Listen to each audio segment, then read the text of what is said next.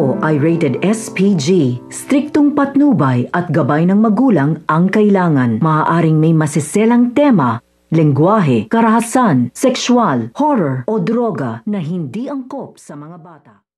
Ang pagkakakulong nito nga si Drew. So ito nga si Drew ay masaset up nga siya dito dahil sa kanyang pagpunta at pagsugod dito nga sa bahay nito nga ni Tintin upang bawiin nga dito ito nga si Tori ay mapapahamak nga siya dito dahil habang kinukuha nga niya at nililigtas nga niya dito ito nga kanyang girlfriend na ito nga si Tori ay sumugod na nga dito ito nga mga polis upang arestuhin nga dito ang grupo nito nga si Tintin, pero hindi nga nila dito maaabutan nito nga si Tintin dahil nakatakas na nga ito at ito nga ng mga tauhan nga dito ang naabutan nito nga mga pulis at sa bandang taas sa pagpunta nga ng mga pulis ay dito na nga nila nakita ito nga si Tori at ito nga si Drew na tumatakas nga ito at nagmamakaawa na hindi nga daw sila dito kasabwat at hindi nga daw nila dito kaano-ano ito nga daw si Tintin, pero hindi nga sila nakikinggan dito ng mga pulis. Sa halip na nga ay kinuha na nga sila at dinala dito nga sa presinto. So ito naman si Drew ay tuluyan na nga itong nakulong. So pakakaabangan nila dito ang pagkakakulong nito nga si Drew.